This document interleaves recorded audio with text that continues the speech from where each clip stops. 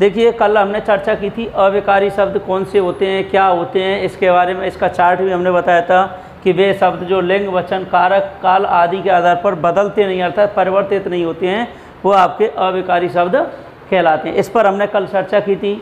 इसके भेदों को बांटा गया था। हमने कहा था कि इसके चार मुख्यतः कितने भेद हैं, चार। कौन कौन से बताए थे, क्रिया विशेषण अव्यय, समुच्चयबोधक, संबंधबोधक, विस्मयादिबोधक। इसके अलावा मैंने कहा था कि निपात और एक सकारात्मक या नकारात्मक भी अन्य होते हैं वो। अब उसमें से हमने क्रिया विशेषण अव्यय पढ़ा था कि वे शब्द जो क्रिया की विशेषता बताते हैं उसे हम क्या कहते हैं, क्रिया विशेषण अव्यय कहते हैं। अब इसके चार भेद हमने बताए थे मुख्यतः के कालवाचक क्रिया विशेषण, स्थानवाचक, परिमाणवाचक और आपका लास्ट था स्थान हो गया, परिमाण हो गया और कालवाचक हो गया। इसके बाद में लास्ट जो बताया था रीतिवाचक था आपका, कौन सा था, रीतिवाचक। अब देखिए आगे हम चर्चा करते हैं दूसरा जो हमारा था उस पर, वो है समुच्चय बोधक। कौन सा है, समुच्चय बोधक। अब देखिए समुच्चय बोधक जो अव्यय होता है उसके बारे में हम चर्चा करें तो समुच्चय अर्थात समूह वाले वाक्यों की बात करता है। तो ये समुच्चय जो शब्द हैं वो आपका समूह के अर्थ में प्रयोग होगा, अर्थात ऐसे अव्यय शब्द जो दो शब्दों अथवा वाक्यांशों अथवा वाक्यों को जोड़ते हैं अर्थात एक समूह के रूप में प्रयोग करते हैं, वो समुच्चय बोधक अव्यय कहलाते। समुच्चय का मतलब होता है समूह का बोध कराने वाला। तो वे अव्यय शब्द जो समूह का बोध कराएंगे, समूह का ज्ञान कराएंगे, बोध का मतलब होता है ज्ञान कराने वाले शब्द क्या कहलाते हैं, आपके समुच्चय बोधक अव्यय कहलाते हैं। तो इसकी हम परिभाषा भी इस तरीके से पढ़ सकते हैं कि वे अव्यय शब्द जो दो या दो से अधिक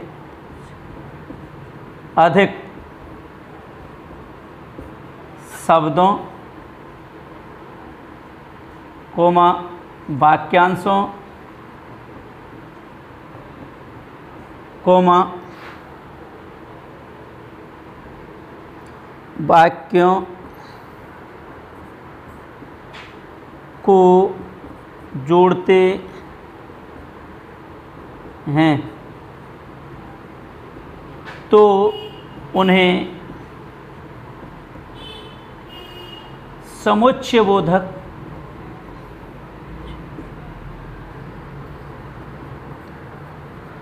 अव्यय कहते हैं।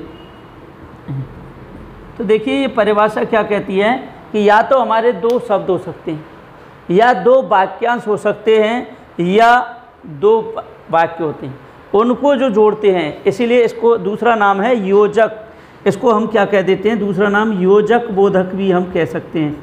योजक बोधक के नाम से भी इसको हम पहचान सकते हैं कि योजक बोधक अव्यय कौन से होते हैं, या जो जोड़ने का काम करते हैं वह अव्यय कौन से होते हैं, या समूह का काम करते हैं, समूह के रूप में प्रयुक्त होते हैं, वो अव्यय कौन से होते हैं। तो उनका सबका एक ही नाम है समुच्चय बोधक अव्यय। अब आपको देखिए समुच्चय बोधक हम पढ़ेंगे वाक्य के, जब रचना के आधार पर वाक्य के भेद पढ़ते हैं तो उसमें हमारे आते हैं एक तो साधारण वाक्य, दूसरा आता है संयुक्त वाक्य और तीसरा होता है मिश्रित। तो आपको ध्यान रखना है कि जो संयुक्त वाक्य हैं, संयुक्त वाक्य और जो मिश्रित वाक्य वाले सेंटेंस हैं, उन दोनों में जो प्रयुक्त होते हैं, जो अव्यय शब्द प्रयुक्त होते हैं, वो सब समुच्चय बोधक के होते हैं। ये विशेष ध्यान रखना। अब संयुक्त में जैसे हमने कहा और, एवं, तथा, इस तरीके के जो प्रयुक्त होते हैं वो आपके संयुक्त वाचक के सीमाएँ हैं। मिश्रित वाक्य जो उपवाक्यों को जोड़ते हैं तो वो आपके सब किस में आते हैं, इसी। तो यहाँ पर समुच्चय बोधक में आपको क्या करेगा, ये उपवाक्यों को जोड़ने का काम करेंगे, इसीलिए इनके समुच्चय बोधक अव्यय कहते हैं। अब आता है इसका एक उदाहरण हम देखें तो देखिए, जैसे मैंने कहा मोहन कोमा सोहन पढ़ते हैं। अब क्वेश्चन आ गया मोहन कोमा सोहन पढ़ते हैं। अब कोमा की जगह हम क्या करें, कोमा ना लगा करके हम क्या करें, एक अव्यय का प्रयोग करें और का। तो ये और अव्यय क्या हो जाएगा आपका, समुच्चयबोधक अव्यय हो जाएगा।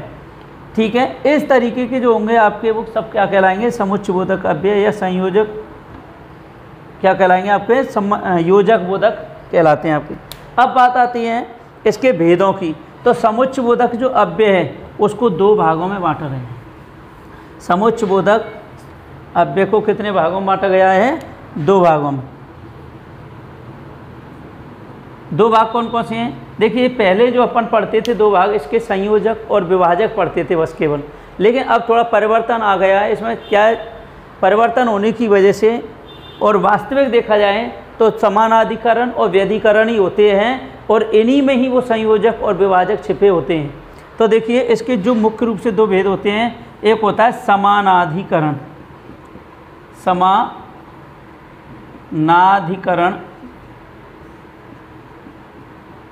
और दूसरा होता है व्यधिकरण। अब बहुत सी किताबों में आपको मिल जाता है कि समानाधिकरण का दूसरा नाम बता देते हैं कि संयोजक, और व्यधिकरण को बता देते हैं विभाजक, इसी के उपनामों में बांट देते हैं। लेकिन एनसीईआरटी की बुक के अनुसार हम क्या करते हैं, समानाधिकरण जो समास है, मतलब समानाधिकरण समुच्चयबोधक जो अव्यय हैं उनको अलग बांटा जाता है, और व्यधिकरण को अलग बांटा जाता है। समानाधिकरण क्या करता है, दो शब्दों अथवा वाक्यांशों को जोड़ता है। व्यधिकरण क्या करता है, जो हमारे मिश्रित वाक्य अर्थात उपवाक्यों को जोड़ने का काम करता है। मिश्रित वाक्यों को जो जोड़ता है वो व्यधिकरण, और शब्दों अथवा वाक्यांशों को जोड़ता है वो आपका समानाधिकरण के अंतर्गत आता है। अब समानाधिकरण के अंतर्गत हम पढ़ते हैं, तो समानाधिकरण में आपको आ जाएगा, पहला हम पढ़ेंगे संयोजक। संयोजक जिसे हम योजक के नाम से भी जानते हैं। अब संयोजक क्या होता है, तो देखें वे अव्यय शब्द, वे अव्यय शब्द जो दो शब्दों कोमा वाक्यांशों या वाक्यों को जोड़ते हैं तो उन्हें हम क्या कहेंगे, संयोजक कहते हैं। संयोजक, सम प्लस योजक, अर्थात उन दोनों को जोड़ना। शब्द से ही क्लियर हो जाता है कि जो शब्दों को मिलाने का काम कर रहा है, शब्दों को जोड़ने का काम कर रहा है, वो आपका संयोजक कहलाता है। अब संयोजक बोधक कौन कौन से होते हैं जो हमें जोड़ने के काम में आते हैं, जैसे और, एवं, तथा आदि। तो ये संयोजक बोधक जो होते हैं, और, एवं, तथा आदि ये शब्द होते हैं, वो आपके संयोजक बोधक के अंतर्गत आते हैं। संयोजक आपका क्या कहलाता है, संयोजक बोधक अव्यय, और, एवं, तथा। अब जैसे मैंने कहा मोहन पढ़ता है तथा सोहन खेलता है, इस तरीके के वाक्य आ गए। तो ये अब दो वाक्यों को किसने जोड़ दिया, तथा ने। तो तथा यहाँ पर क्या हो जाएगा, एक समुच्चयबोधक अव्यय हो जाएगा। कौन सा अव्यय हो जाएगा, समुच्चयबोधक, जिसमें भी इसका अगर भेद पूछा जाए तो किस में आ जाएगा, आपका संयोजक के अंतर्गत आता है। अब हमारा दूसरा जो उसका पार्ट्स आता है वह रहता है आपका विभाजक। अब विभाजक का मतलब क्या होता है कि शब्दों को बांटने का काम करता है। तो विभाजक, विभाजन करने वाला अर्थात बांटने वाला। तो वे अव्यय शब्द, वे अव्यय शब्द जो दो शब्दों कोमा वाक्यांशों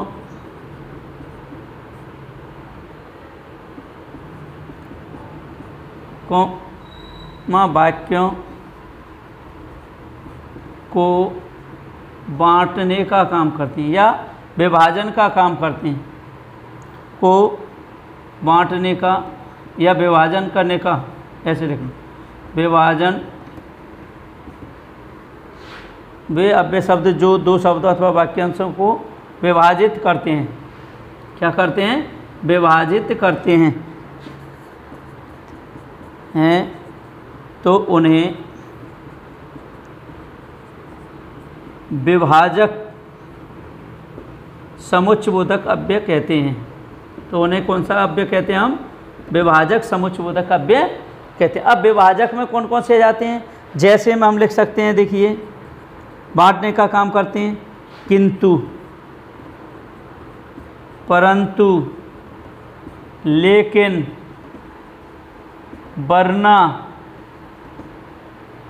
किंतु, परंतु, लेकिन, वरना, इस तरीके के जो आते हैं वो आपके क्या कहलाते हैं? विभाजक। और इसके अंतर्गत हम ये भी लिख सकते हैं अथवा, या। तो जो बांटने का काम करते हैं वो अव्यय आपके किसके अंतर्गत आ जाते हैं? सब विभाजक के अंतर्गत आते हैं। अब जैसे रमेश बाजार जाता है, लेकिन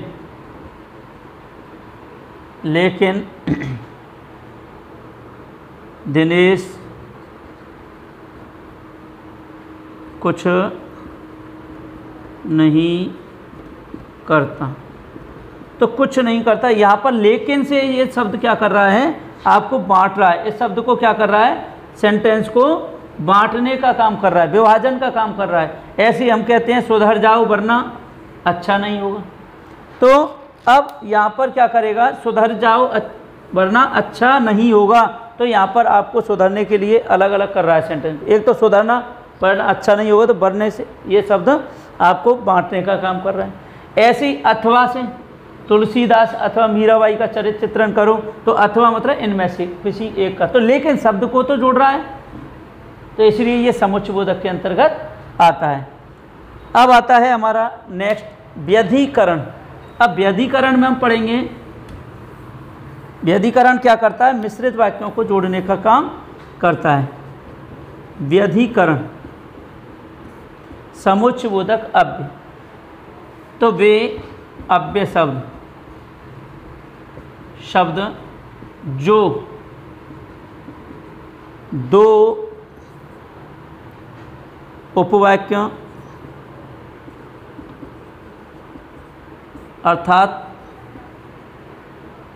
अर्थात मिश्रित वाक्यों को जोड़ते हैं,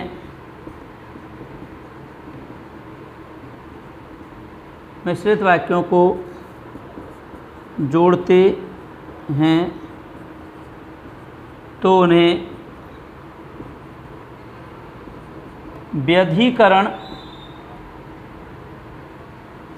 व्यधिकरण समुच्चयबोधक अव्यय कहते हैं। अब इसमें हमने आपको कल बताया था उद्देश्य बोधक, संकेत बोधक, स्वरूप बोधक, ये तीन मुख्य आपको बताए थे। और एक और होता है इसमें कारण बोधक, जो कारण का बोध कराता है उसे हम क्या कहते हैं? कारण बोधक। अब उद्देश्य बोधक कौन कौन सा होता है? जैसे उद्देश्य बोधक जो उद्देश्य का बोध कराता है वो आपका कौन सा होगा? उद्देश्य बोधक। अब इसमें आ जाएगा जो कि। उद्देश्य बोधक अव्यय कौन सा होता है? जो कि।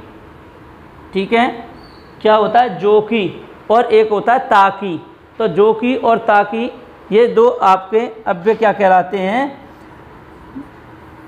उद्देश्य बोधक आपके कहलाते हैं। अब जैसे अपन उदाहरण पढ़ सकते हैं इसके, रमेश बाजार जाओ ताकि मोहन मिल जाए, ताकि मोहन मिल जाए। तो ताकि, जो कि, ये आपके उद्देश्य बोधक, क्योंकि बाजार जाने के लिए एक उद्देश्य दे रहा है, बाजार जाओ ताकि आपको क्या मिल जाए? बाजार जाके मोहन मिल जाए।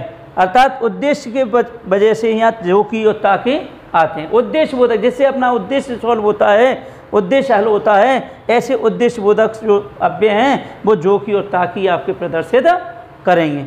अब इसके बाद में दूसरा आपका आता है संकेतवाचक। अब संकेत देने का, तो संकेतवाचक क्या कहता है? देखिए, संकेतवाचक अव्यय। तो वे अव्यय शब्द जो संकेत का बोध कराते हैं वे आपके क्या कहलाते हैं? संकेत बोधक। जैसे यदि, यद्यपि, तथापि, इस्त आदि। तो इस तरीके के जो आते हैं वो आपके संकेतवाचक कहलाते हैं। जैसे अपन कह सकते हैं कि यदि तुम मेहनत करोगे तो पास हो जाओगे। तो यहाँ पर संकेत दे दिया कि यदि तुम मेहनत करोगे तो क्या हो जाओगे? यहाँ पर पास हो जाओगे। ऐसे ही सुरेश ने बहुत मेहनत की तथापि फिर भी, तथापि का मतलब फिर भी फेल हो गया, तथापि फेल हो गया। तो इस तरीके का जो होगा वो संकेतवाचक। संकेत है उसमें, जहाँ संकेत की बात आती है तो वो आपके संकेतवाचक के अंतर्गत जाते हैं। अब आता है स्वरूप बोधक, जो स्वरूप का बोध कराता है। ऐसे अव्यय जो आपका किसका बोध करा रहे हैं? स्वरूप का। तो स्वरूप बोधक या स्वरूपवाचक जिसे अपन कह सकते हैं। तो स्वरूपवाचक अव्यय कौन से होते हैं ये अब हमको चलना है। तो स्वरूपवाचक जो होते हैं वो आपको आते हैं अर्थात। स्वरूपवाचक में कौन सा आएगा? अर्थात आ जाएगा आपका, और दूसरा आ जाएगा जो और मानो। तो मानो अर्थात स्वरूप दे रहे हैं, तुलना कर रहे हैं, जिससे किसी चीज़ की हम क्या कर रहे हैं? तुलना कर रहे हैं, या किसी चीज़ से उसको समानता बता रहे हैं, तो वहाँ स्वरूप दे रहे हैं। तो वहाँ पर कौन सा होगा आपका? जैसे अपन कहते हैं जानो, मानो, ये शब्द जो होंगे वो सब किस में जाएंगे? स्वरूपवाचक में आपको जाएंगे। जैसे मैंने कहा मानो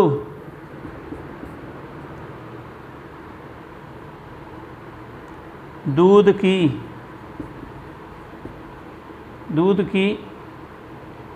चलो मानो झूम रहे हैं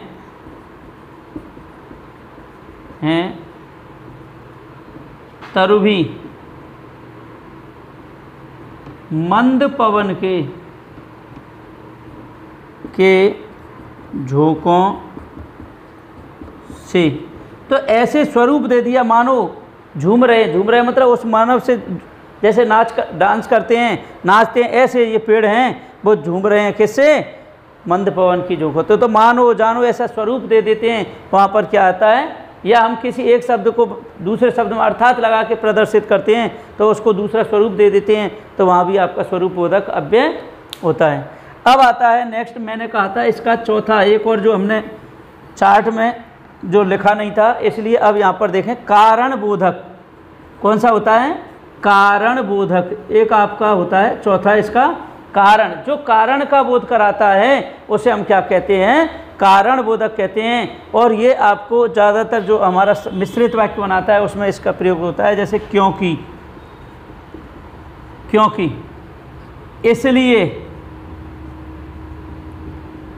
इसलिए कहते हैं वह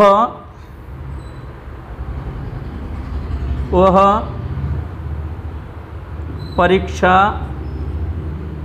में पास नहीं हो सका क्योंकि उसने परिश्रम नहीं किया।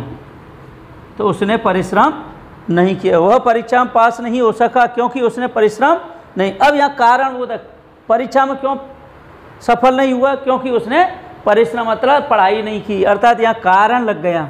तो जहाँ कारण लगने का बोध होता है, कारण के लिए जो प्रयोग होते हैं वो क्योंकि और इसलिए आदि आपके आते हैं। ऐसे हम के कारण का भी प्रयोग कर सकते हैं। तो क्योंकि, इसलिए आदि जो अव्यय होते हैं वो आपके व्यधिकरण के अंतर्गत आते हैं। तो ये था आपका समुच्चय बोधक। अब समुच्चय बोधक अब तक हमने पढ़ा था, वो क्या पढ़ा था आपने? अब तक संयोजक और विभाजक तक ही पढ़ करके छोड़ देते हैं। अब ये अन्य उदाहरण भी परीक्षा में पूछे जाते हैं, अन्य जो भेद हैं इनमें से भी परीक्षा में क्वेश्चन आने लगे हैं, इसलिए आपको यहाँ तक भी आपको ध्यान रखना होगा। अब आता है हमारा नेक्स्ट संबंध बोधक अव्यय। अब तीसरा जो हमारा चलता है वो क्या करता है? संबंध बोधक अव्यय की बात कर रहा था। संबंध बोधक अब संबंध बोधक अव्यय क्या कहता है, देखिए, संबंध का बोध कराने वाला। अब यहाँ विशेष ध्यान रखना, वो तो क्या कर रहे थे, समुच्चय मतलब समूह का बोध करा रहे थे। संबंध का बोध कराने वाले जो शब्द हैं वो आपके संबंध के अंदर। अब संबंध का बोध किसके बीच में कराएंगे, तो देखिए, संबंध का बोध कराएंगे संज्ञा या सर्वनाम के बीच में। ध्यान रखना, अब मैंने एक बात आपको बताई थी कि जो संबंध बोधक अव्यय हैं, संबंध बोधक जो अव्यय हैं, उनके जो अव्यय शब्द और एक हमारे स्थानवाचक जो आपका क्रिया विशेषण का अव्यय था, उन दोनों के सेम मिलते हैं। लेकिन हमें कंफ्यूज नहीं होना है, क्योंकि वो जो शब्द आपको मिलेंगे वो आपको क्रिया से पहले मिलेंगे, और जबकि संबंध बोधक जो मिलते हैं वो आपको संज्ञा या सर्वनाम के बीच में मिलेंगे। अर्थात दो शब्द संज्ञा शब्दों को या सर्वनाम शब्दों को जोड़ेंगे वो आपको संबंध बोधक होते हैं, और जो क्रिया की विशेषता बताते हैं वो क्रिया विशेषण होते हैं।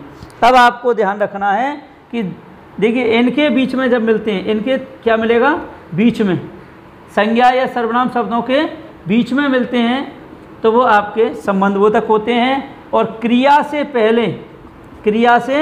पहले जो मिलते हैं वो आपको क्रिया विशेषण के होते हैं। किसके होते हैं, क्रिया विशेषण होता है।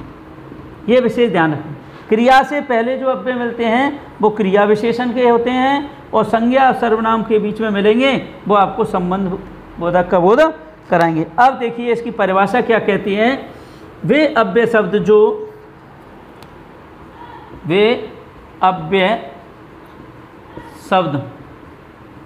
जो दो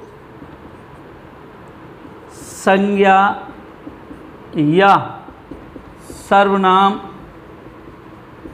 शब्दों के बीच में संबंध का बोध कराते हैं तो उन्हें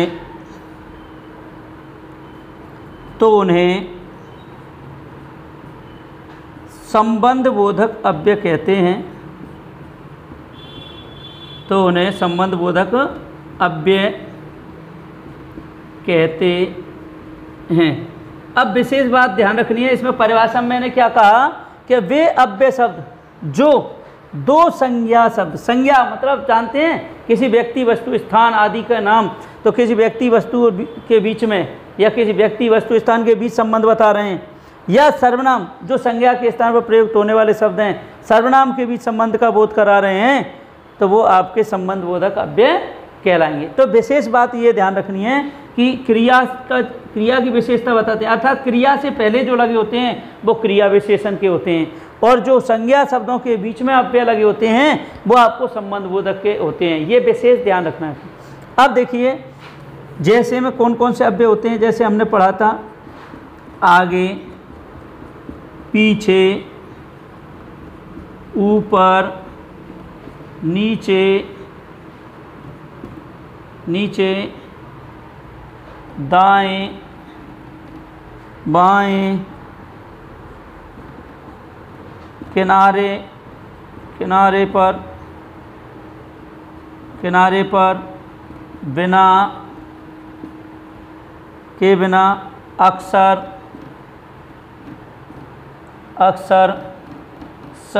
संग, साथ,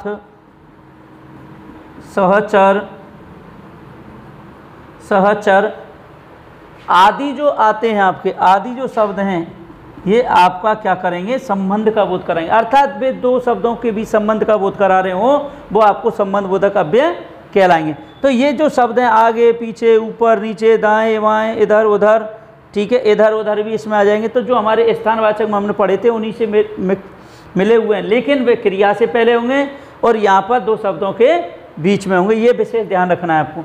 अब क्या करना है हमें, इसके उदाहरण के माध्यम से हम इसको समझें। तो उदाहरण क्या कहता है, देखिए जैसे हमने कहा राम के साथ सीता वन को गई।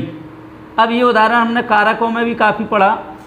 राम के साथ सीता वन को गई, तो यहाँ राम एक संज्ञा पद है, दूसरा सीता भी एक संज्ञा पद है। इन दोनों संज्ञा पदों के जो बीच में है वो आपको संबंध बोधक कहलाएगा। अब मैंने कहा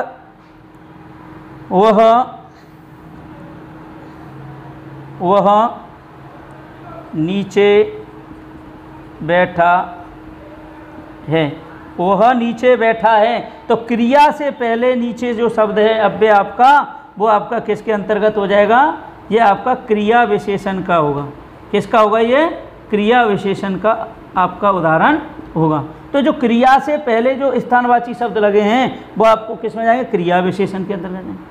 और दो शब्दों के बीच में, अर्थात दो संज्ञा शब्द भी हो सकते हैं और सर्वनाम शब्द भी हो सकते हैं, इन दो शब्दों के बीच संबंध का बोध कराता है, उसे हम क्या कहते हैं? संबंध बोधक। ऐसे हमने कहा सड़क के किनारे, सड़क के किनारे, सड़क के किनारे आम के पेड़ हैं। अब सड़क के किनारे आम के पेड़ हैं, सड़क के किनारे, तो किनारे ये आपका एक अव्यय शब्द हो गया। तो सड़क संज्ञा और आम भी संज्ञा, तो दो शब्दों के बीच संबंध का बोध करा रहे हैं। ऐसे ही और उदाहरण हम देखें तो देखिए इसका एक और उदाहरण, जैसे राधा के बिना श्याम परेशान है। तो राधा के बिना श्याम, तो के बिना यहाँ पर कौन सा हो जाएगा? संबंध बता रहे हैं। तो ये श्याम दोनों संज्ञा पद हैं। तो सीधी सी बात निकल के आती है कि दो संज्ञा पद हो सकते हैं और दो सर्वनाम पद हो सकते हैं, उन दोनों के बीच जो अव्यय प्रयुक्त होते हैं वो संबंध बोधक अव्यय कहलाते हैं। अब आता है नेक्स्ट आपका विस्मयादि बोधक अव्यय। अब विस्मयादि बोधक देखिए क्या कहता है आपका, विस्मयादि बोधक, जो विस्मय अर्थात आश्चर्य का बोध करा। देखिए यहीं पर ये शब्द जो बना है विस्मय प्लस आदि प्लस बोधक, यहाँ इन शब्दों से ही क्लियर हो जाता है। विस्मय, विस्मय का अर्थ होता है आश्चर्य। क्या होता है? आश्चर्य। आश्चर्य आदि शब्दों का अर्थ था आश्चर्य आदि का बोध जो कराता है, ज्ञान कराता है, ऐसे जो अव्यय शब्द हैं वो आपको विस्मयादि बोधक के अंतर्गत आते हैं। तो वे अव्यय शब्द जो आश्चर्य, हर्ष, शोक, घृणा, लज्जा, तिरस्कार आदि का बोध कराते हैं वो आपको विस्मयादि बोधक के अंतर्गत आते हैं। अब विस्मयादि बोधक का जो चिन्ह होता है वो आपका क्या होता है? इस तरीके। अब देखिए संबोधन और विस्मयादि बोधक दोनों का एक ही आपका चिन्ह होता है। जैसे हम ब्रह्म चिन्ह पढ़ते हैं तब भी विस्मयादि बोधक पढ़ते हैं, अर्थ के आधार पर वाक्य के भेद पढ़ते हैं तब भी विस्मयादि बोधक पढ़ते हैं, और अविकारी शब्द पढ़ते हैं तब भी हमें विस्मयादि बोधक पढ़ना पड़ता है। तो विस्मयादि बोधक का मतलब होता है विस्मय आदि अर्थात आश्चर्य वाली, अचरज वाली बातें जहाँ पर होती हैं वो विस्मयादि बोधक के अंतर्गत आती हैं। तो इसमें हम लिखेंगे वे अव्यय शब्द, वे अव्यय शब्द जो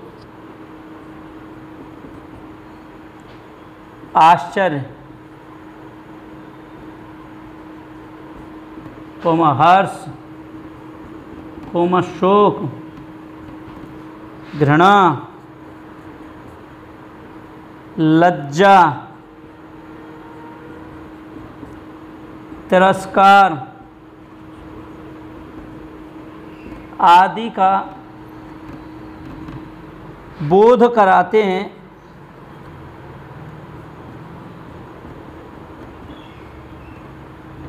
तो वे विस्मयादि बोधक, तो वे विस्मयादि बोधक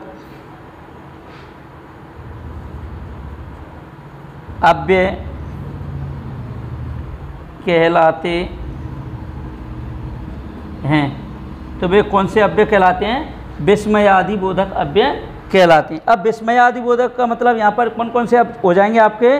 देखिए विस्मय अर्थात आश्चर्य वाले जो शब्द हैं हमारे उसमें आपके आ जाते हैं। जैसे एक तो आपका आ जाएगा ओहो, कौन सा आ जाएगा? ओहो, अरे, हाय उफ, छी, इस तरीके के जो शब्द होते हैं वो हमारे कौन से होते हैं, आश्चर्य सूचक होते हैं, घृणा सूचक, इसी में आ जाता है। वो आपके फिर बाद में क्वेश्चन पूछता है कि छी कितनी गंदगी है, बताइए कौन सा विस्मयबोधक है, तो घृणा सूचक भी आपको दे सकता है।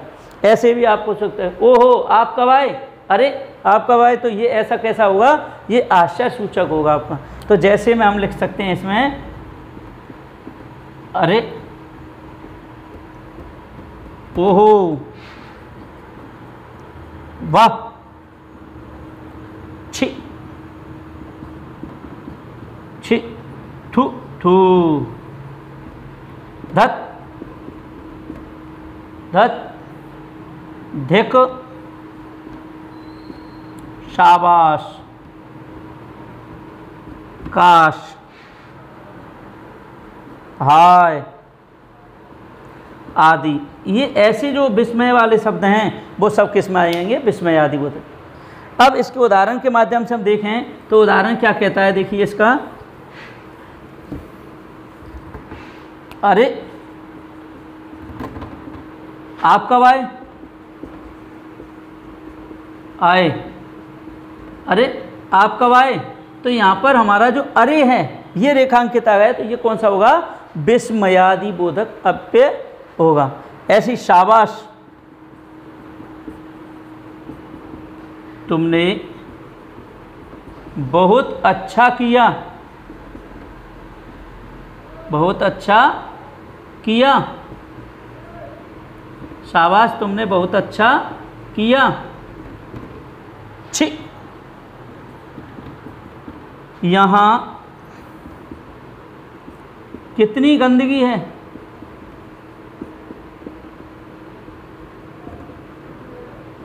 यहाँ कितनी गंदगी है। तो इस तरीके के जो आपके अव्यय हैं वो आपको विस्मयादि बोधक के अंतर्गत जाएंगे। अगर बात आती है यहाँ की बात, तो ये आपका स्थानवाचक। अगर रेखांकित पद देता है छी कितनी गंदगी है, तो विस्मयादि बोधक। अगर रेखांकित पद आपको दे दिए यहाँ कितनी गंदगी है, तो यहाँ आपको किस में आ जाएगा, किस में जाएगा, आपका स्थानवाचक क्रिया विशेषण में। अब आता है नेक्स्ट, तो ये थे आपके 4 अव्ययों के भेद। अब हम इसको एक रूप में हम पढ़ें तो देखिए, हमने बताया था क्रिया विशेषण, क्रिया विशेषण। दूसरा हमने कहा था आपको समुच्चय बोधक। दूसरा कौन सा बताया था, समुच्चय बोधक। और तीसरा हमने बताया संबंध बोधक। और चौथा आपका है विस्मयादि बोधक, विस्मयादि बोधक। इस तरीके। अब देखिए, आपको क्रिया से पहले जो दिखते हैं, क्रिया से पहले वाले जो अव्यय होंगे वो सब क्रिया विशेषण के अंतर्गत जाएंगे।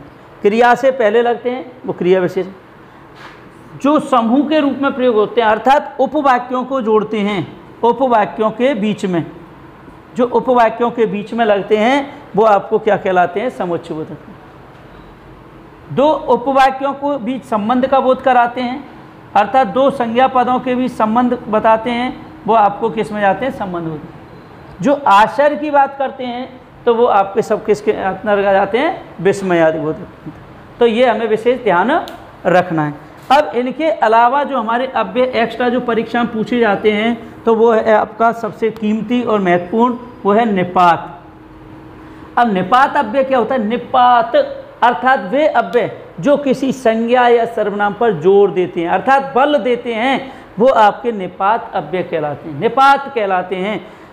अब देखिए, ये पिछली बार आपको 2013 में एमपी-टेट में पूछा जा चुका है। देखिए, वे अव्यय शब्द, वे अव्यय शब्द जो किसी संज्ञा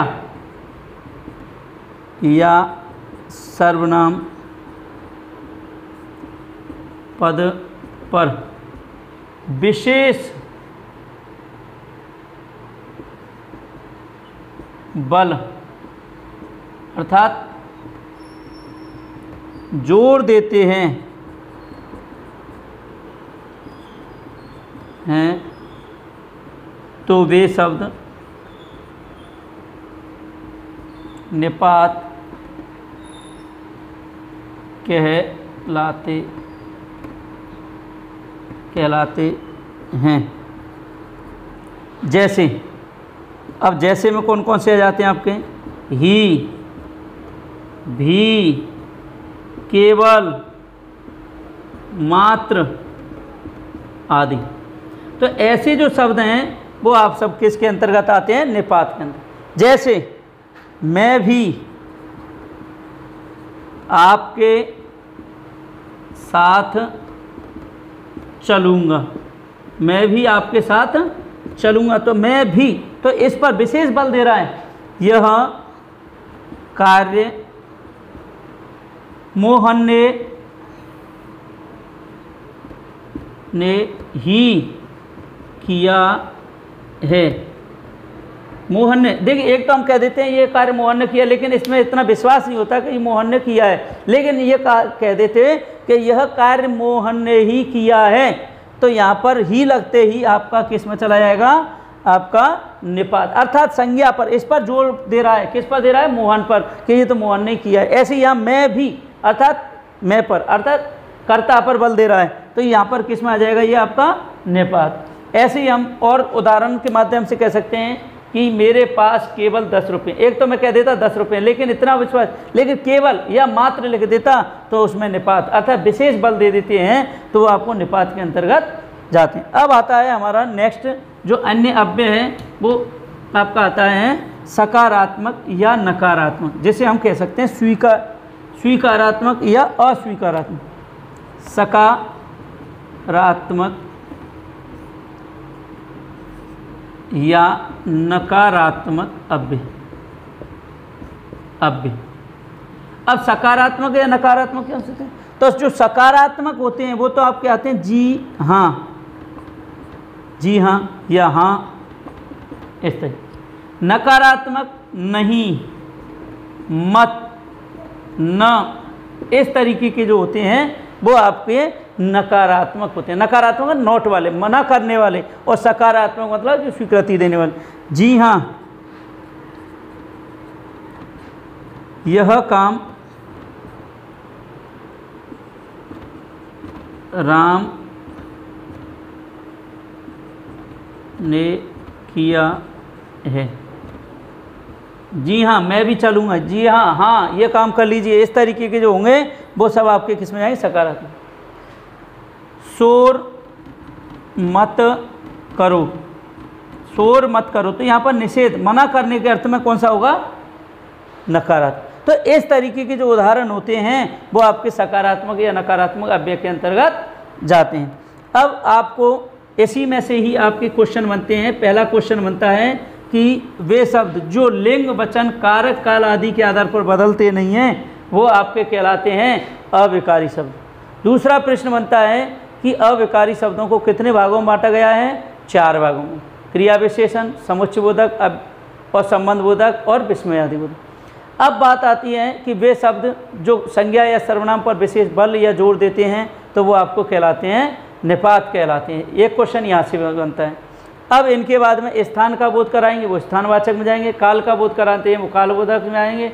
रीति का बोध कराते हैं, वो रीतिवाचक में जाते हैं। और मात्रा का बोध कराते हैं, माप तोल का बोध कराते हैं, वो परिमाणवाचक में जाते हैं। जहाँ जोड़ने की बारी आती है संयोजक, जहाँ बांटने की बात आती है तो विभाजक। इस तरीके से आपके ये बटे होते हैं।